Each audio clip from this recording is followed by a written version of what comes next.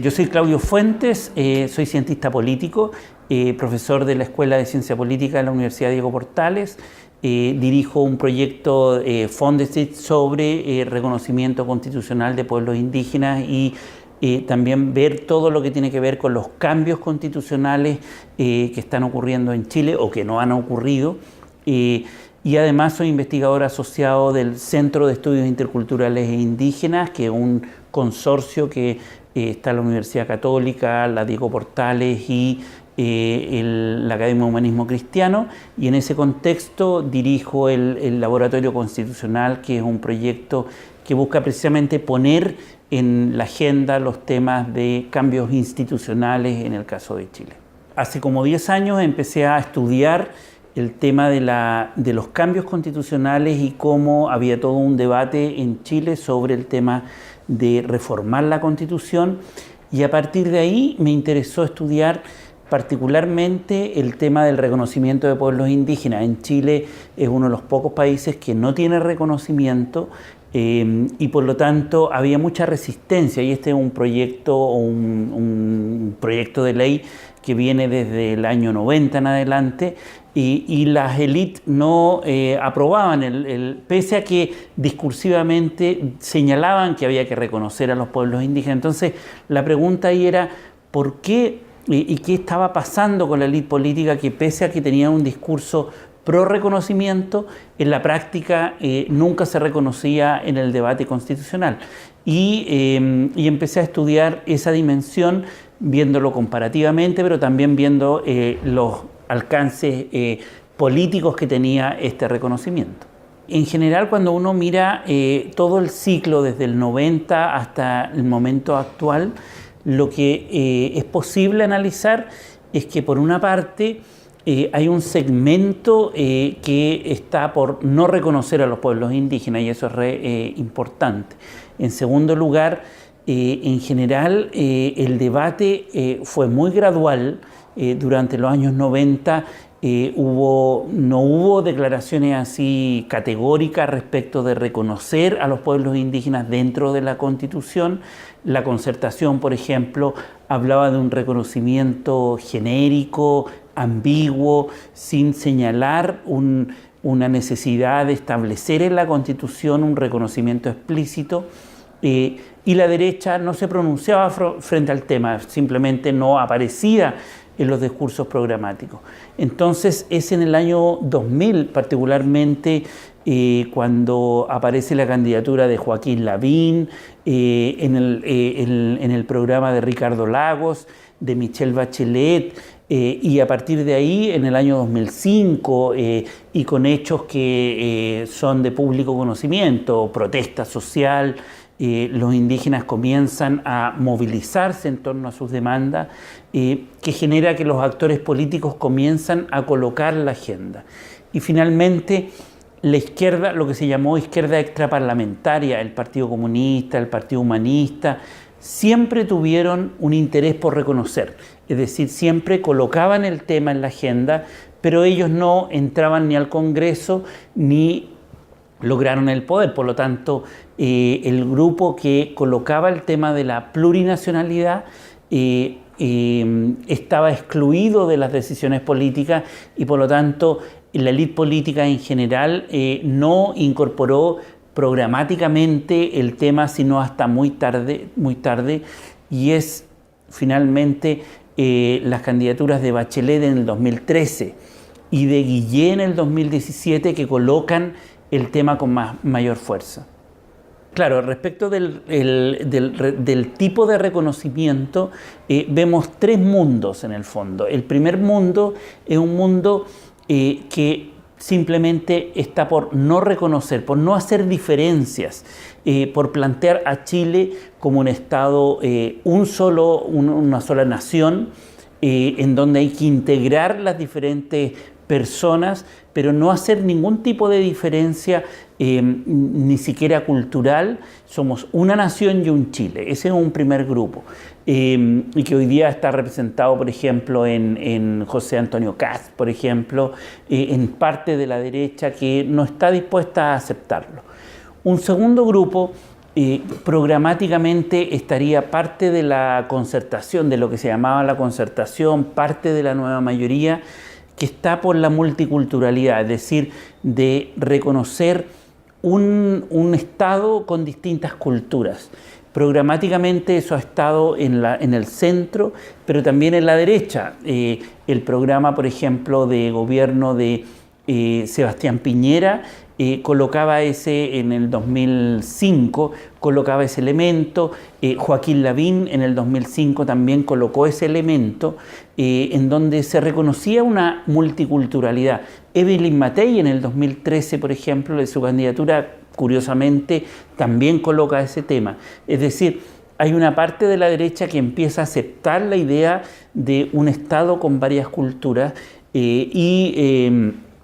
los programas de la concertación en general también apuntaban a esa idea.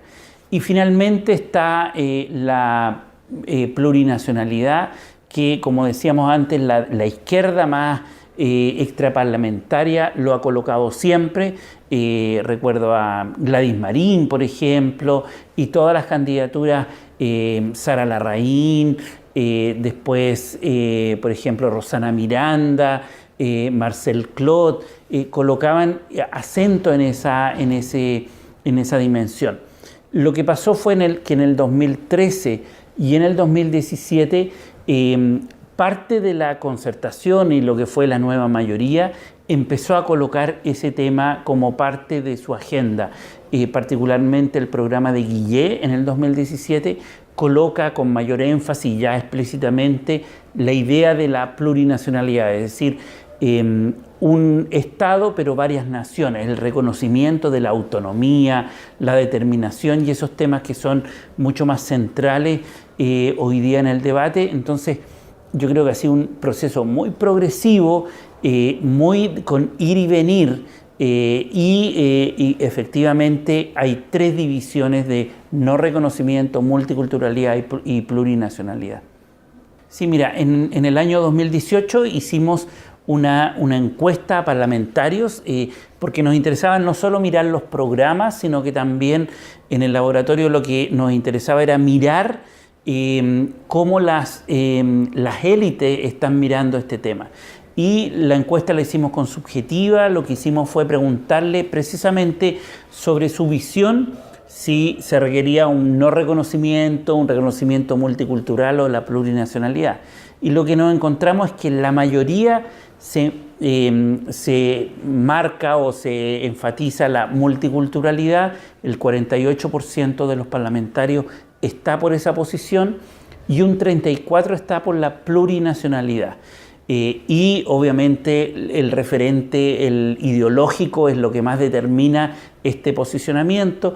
La izquierda, sobre todo el Frente y parte de la izquierda de la ex nueva mayoría, se inclina por la plurinacionalidad versus un sector más moderado por la multiculturalidad y un sector bien minoritario, pero que llega a un 5 o 6%, se inclina por no reconocer, es decir, por pensar en el Estado-nación como único y en donde no hay que establecer diferencias. En ese caso es bien interesante. Este año lo que hicimos fue hacer una alianza con una empresa que se llama Criteria Research, que replicó la encuesta que hicimos con el panel a la ciudadanía, o sea, al Congreso, y hicimos las mismas preguntas, vamos a hacérselas a la ciudadanía. Y lo que se observa es una brecha, una diferencia respecto de las percepciones. En general, la ciudadanía tiende a ser más multicultural que la élite. Un 58% estaba por la multiculturalidad y menos por la plurinacionalidad. ¿Esto qué quiere decir? Que la élite ha penetrado el debate sobre el reconocimiento más sustantivo, de reconocer diferentes naciones, la autonomía, etc. En cambio, en la sociedad ese elemento está menos presente. Sin embargo, la sociedad está más dispuesta a reconocer, por ejemplo, autonomía territorial que la élite. Entonces se da esa contradicción. La sociedad en general tiende a reconocerle más derechos políticos a los pueblos indígenas, por ejemplo, autonomía territorial, escaño reservado. La sociedad es mucho más pro escaño reservado, darle más derechos políticos a los pueblos indígenas. En cambio, la élite es menos proclive a darle tanto derechos políticos, escaño reservado, como por ejemplo derechos territoriales como sería la autonomía. Entonces tenemos esas contradicciones en las percepciones de la élite y de la sociedad. El gobierno de Piñera llega y promete que va a reconocer a los pueblos indígenas.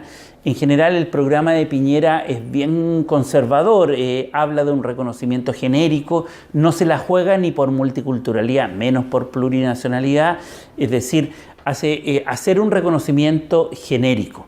El problema que tiene es que tiene que colocarlo en la agenda, y vino el caso de Camilo Catrillanca, frenó la agenda y por lo tanto este año el compromiso era enviarlo en marzo el proyecto, no se envió al Congreso el proyecto de ley. Lo que seguramente está pasando es que hay un debate interno respecto de qué reconocer, porque un reconocimiento genérico hoy día para los pueblos indígenas sería insuficiente. La pregunta va a ser si se reconoce autonomía, si se reconocen derechos territoriales, si van a haber escaños reservados, si hay reconocimiento a otros derechos como la salud, el medio ambiente en los pueblos indígenas, y por lo tanto yo creo que están un poco enredados internamente y seguramente se va a postergar la agenda de reconocimiento constitucional. Yo creo que en el corto plazo va a ser difícil que se apruebe. Yo creo que está muy frenada la agenda porque esto divide a la coalición de gobierno. Hay algunos que están por más reconocimiento y otros por menos, y por lo tanto se ha frenado mucho la agenda de reconocimientos institucionales a los pueblos indígenas.